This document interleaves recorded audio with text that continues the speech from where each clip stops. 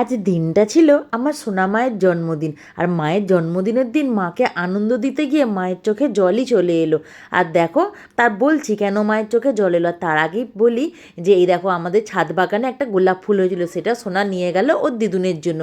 এই দেখো, সোনা দুপুরবেলা গোলাপ ফুলটা তুলে রেখেছিল, সন্ধেবেলা গিয়ে দিদুনকে দিয়ে দিল।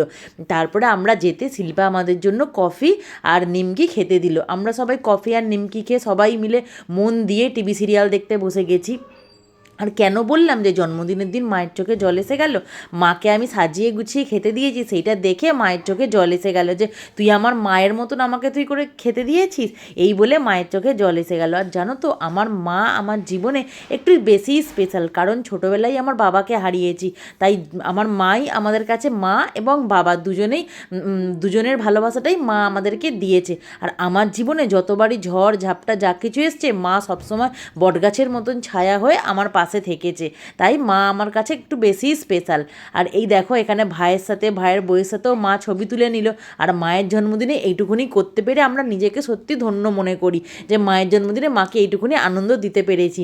তারপরে দেখো, বাবু, সোনা, টুম্পা, পুচু সবাই মিলে একটুখানি বাজি ফাটিয়ে নিল। আর তারপর রাত্রিবেলা মাকে ডিনারে দিয়েছিলাম বাসন্তী পোলাও আর চিকেন কষা। যেহেতু মায়ের এখন অপারেশন হয়েছে, মা একটুখানি জাস্ট মুখে দিয়েছে।